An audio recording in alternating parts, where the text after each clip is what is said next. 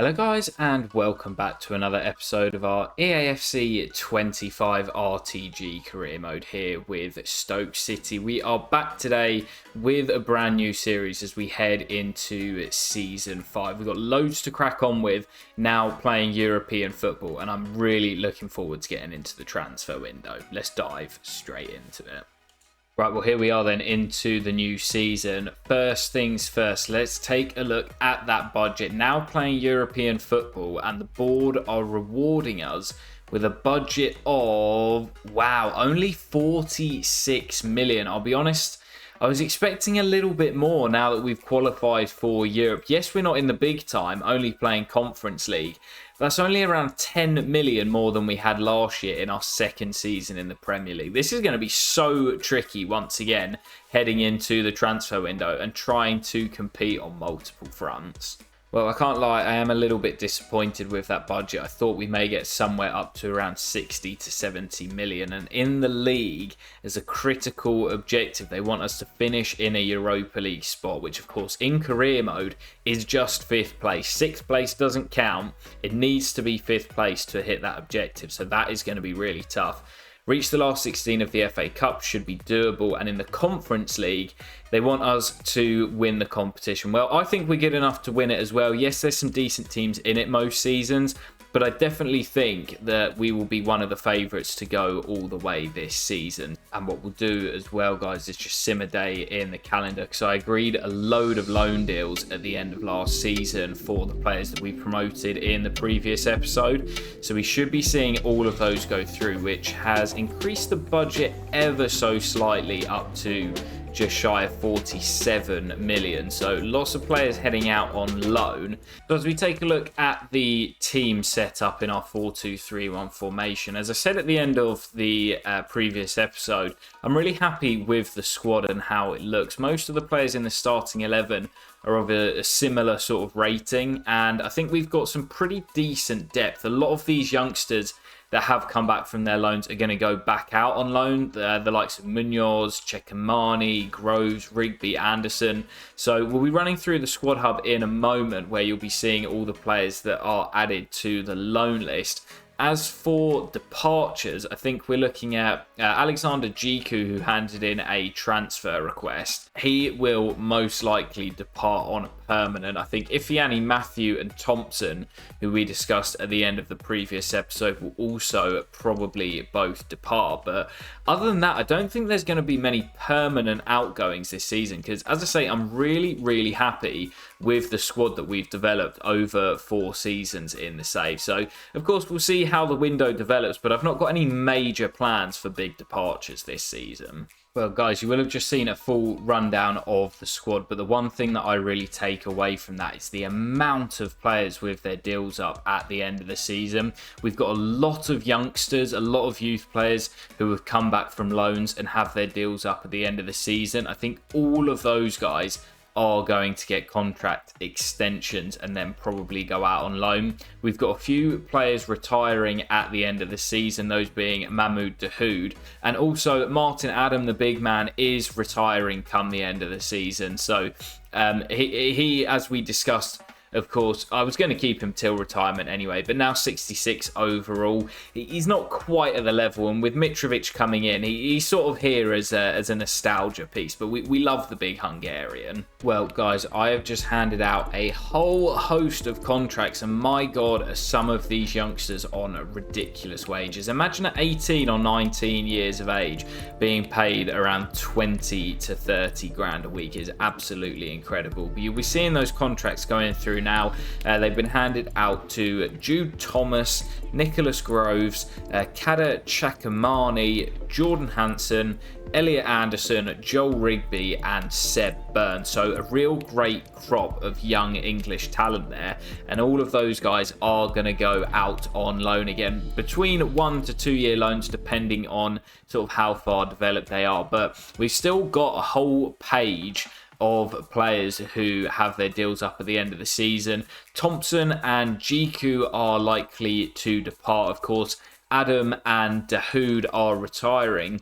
As for Emre Tezgel, Danjuma, Linton, Galbraith and Kata. I'm going to hold fire for now, see what happens in the first couple of weeks of the transfer window, and then we'll reassess once we've got the players out the door that I'm actively looking to sell. Well, guys, I didn't have a huge amount of luck free agent scouting. I have got a few players here, a couple of veteran players on the shortlist.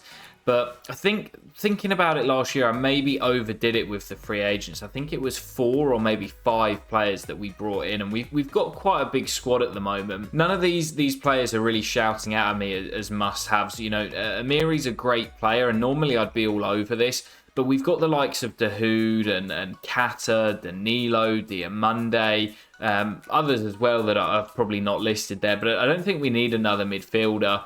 Virgil van Dijk I used in the Southampton save, and I do like to try and sign different players. Yes, I said I was after some European experience, but I don't really see that move happening, so I think I'm going to leave Van Dijk to head elsewhere. And I was looking at bringing in Johan Musso as an experienced keeper, but I've already got a plan for a backup goalkeeper between the sticks. So I think I'm actually just going to leave it for 4 free agent signings this season. Obviously, you know, it's a great way to bring players in, but we've got a big squad. I don't feel the need to bring anyone in just for the sake of it. And well, guys, we've just very briefly spoken about it, but with the goalkeeper situation, might come as a bit of a shock, but I'm actually going to recall Tommy Simkin from his loan at Deportivo Alaves. Now, the reason for this is that in my saves, if you've been watching for a while, you know that I like to keep it realistic with the squad registration rules. And this year, playing in Europe, we're going to need 4 players who are homegrown and trained at the club. Tommy Simkin is one of those homegrown, trained at the club players, so he's probably not going to play a huge amount, as Bilal pretty much starts every game for me.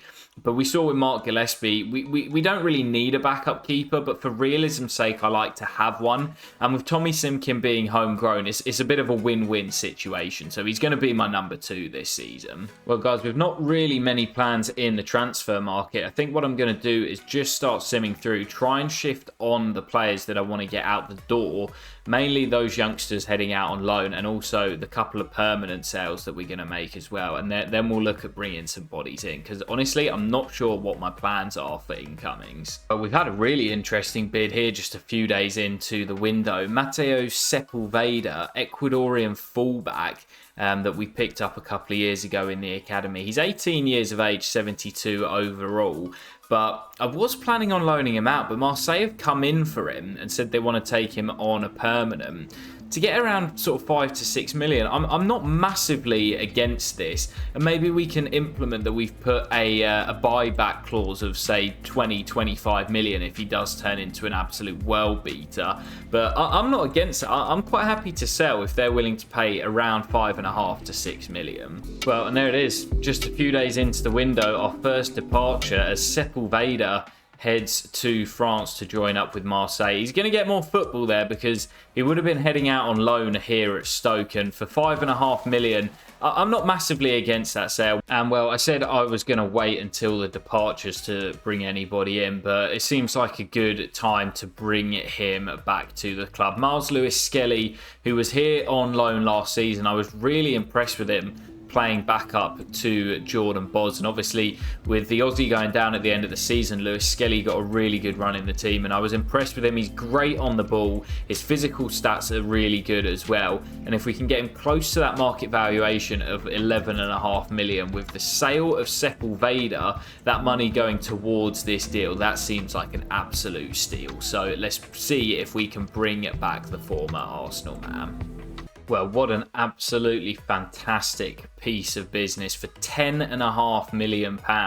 Miles Lewis Skelly returning to England and back to the Potters where he spent last season on loan. And as I say, with the sale of Sepulveda for £5.5 million, we've effectively got Lewis Skelly for £5 million on a 4-year deal at just 35 grand a week. That is an absolute steal, and I'm going to give him his number 49 back. I wish you could give the number before the presentation and everything, but he will take the number 49, and I'm buzzing to have him back as my first signing of the summer.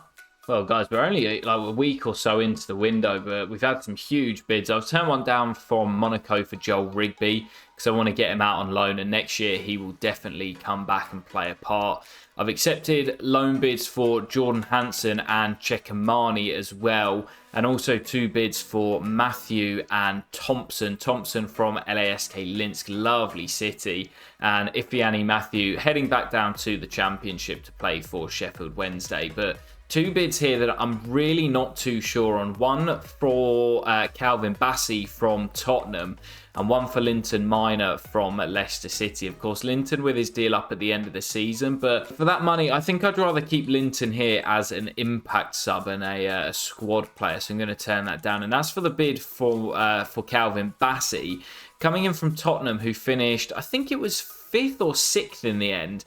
They, of course, will be playing European football this season, but with us in the Europa League, I'm not sure if Bassey would make the step up to Tottenham. Maybe if it was a Man City, a Chelsea or a Liverpool, but I'm not sure he'd make the move to Spurs, so I'm going to turn that down for now. Well, there's the sale of Jordan Thompson going through as he does agree to join LASK Linsk. He's one of the OGs, but he never really features, and I think now is the time to shift him on. And here's the first of probably many loan deals going through in this summer window. Chekamani heading to Napoli. They obviously rate him quite highly.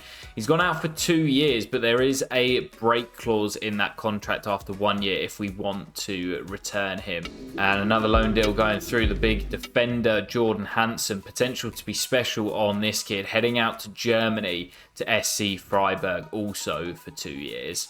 Well, there's another loan deal, and this time it's Joel Rigby heading out on loan. You can tell by the hair, but for 12 months, so just a 1-year loan for Joel Rigby, heading to Bournemouth to get some Premier League action after 2 years at Norwich in the Championship. And there's another loan deal going through as well. That's Kiko, the young Tongan, heading to Valencia for 2 years.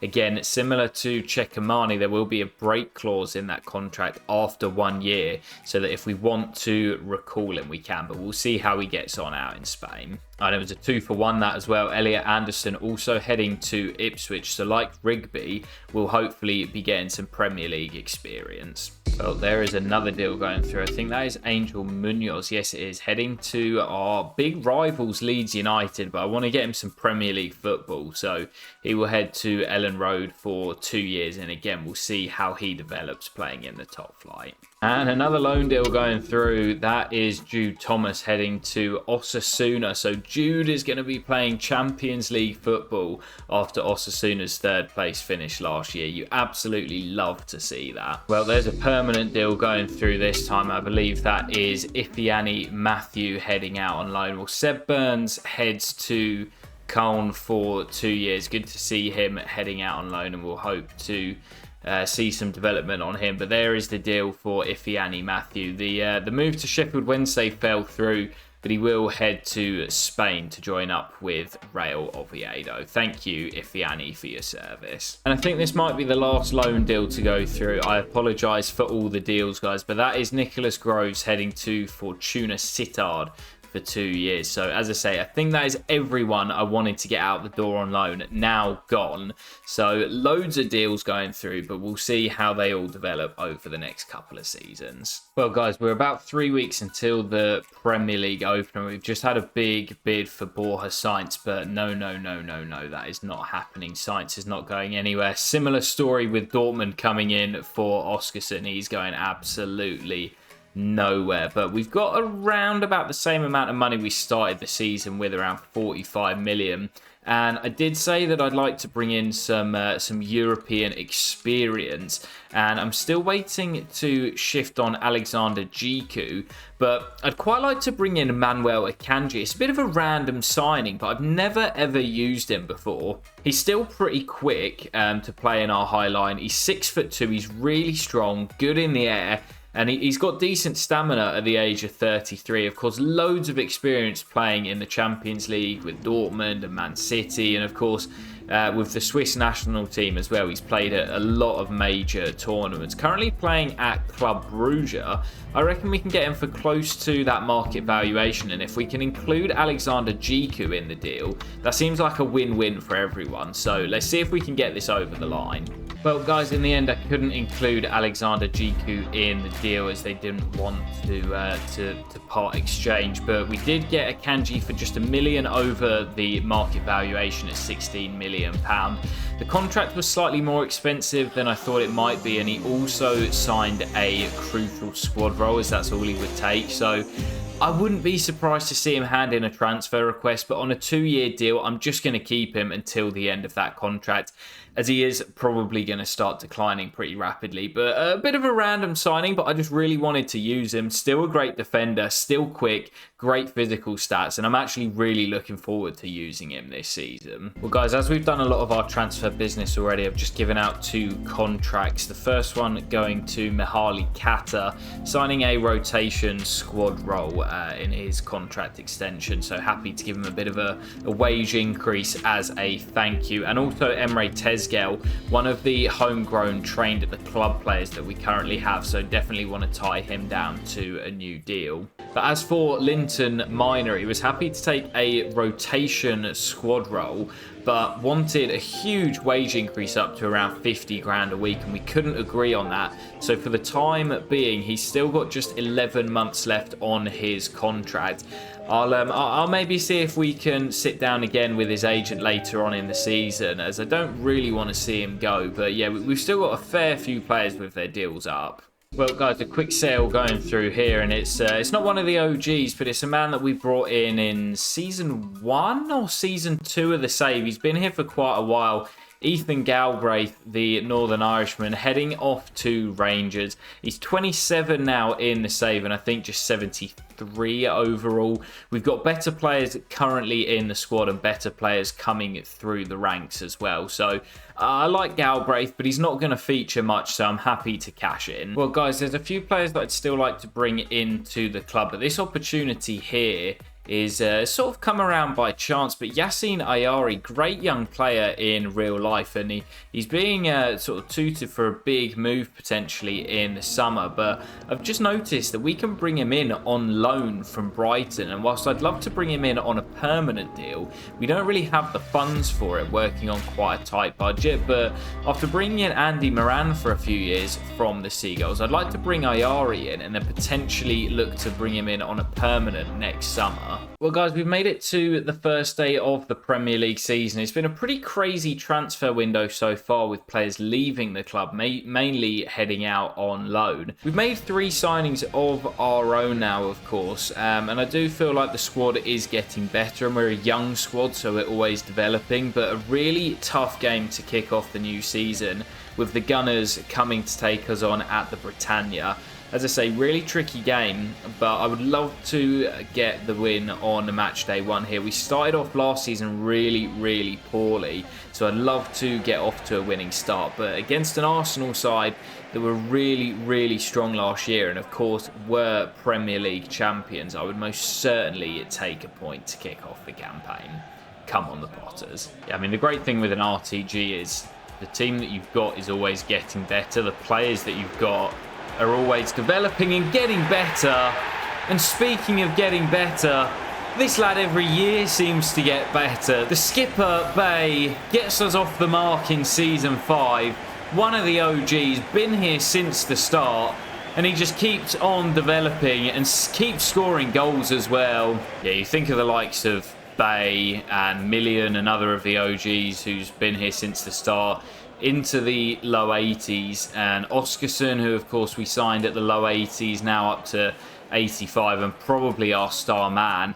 They're just always getting better, always growing, and each season as they develop, you develop as a team. And you know, we started off as that newly promoted Stoke City. This is now our 3rd year back in the top flight, and we're following the model of the likes of Brentford and Brighton, Fulham, Forest. who in real life are doing such a great job of picking players up, developing them, and they're so hard to beat, those sides. They are such top sides. Yeah, my old man, my dad is actually, oh no, Saka, peg back for Havertz, one apiece. Disappointing goal to give away, and Lewis Skelly on his full debut, gifting his Hale brother Bukayo Saka with the assist. But I was just saying, my dad's actually a Nottingham Forest fan. He went to uni in the city of Nottingham, and he's just absolutely astounded at how well they're doing this year. Yes, they've made some good signings. Their recruitment's been good, but the team hasn't changed drastically over the last couple of years. Oscarson on the spin is denied by Courtois. Frantic start to this second half, but that's the model we've got to follow if we want to get into the Champions League and eventually be winning at Premier Leagues as well. Bay spins away from Pap Sarr and has it again, and there's the Iceman. Nice hold up, couldn't get away himself, but finds Lewis Skelly. And Lewis Skelly through to Sainz, and there's the Iceman. Can he finish? Yes, he can! First of the season for Oscarson. And this is why I said I'm not letting him go anywhere, man. He is our star player. He is the spearhead at the top of the team. And I think this year it could be the year he hits 20 Premier League goals, because off to the perfect start, and he is developing into a world-class striker. Into stoppage time here, and of course Arsenal broke our hearts in this fixture at the end of last season with Nico Schlotterbeck scoring with the last kick of the game, but way Martinelli's cross behind for the goal kick, and that is going to do it. What a win on match day 1 for Stoke City, proving that we mean business this campaign. I feel like the squad's taken a step up this season, and as I mentioned earlier, those players that we've got developing, and we've just got such a good squad. I'm really looking forward to the upcoming season, playing in Europe as well, and we're off to the perfect start on match day 1. But that is where we will leave it for today's video, guys. Of course, kicking off the new season, season 5, is always fun to kick off in the new season. So if you have enjoyed, drop a like, drop a comment with any transfer suggestions, and we'll be back in the next episode to close out the summer window. Take care, guys, and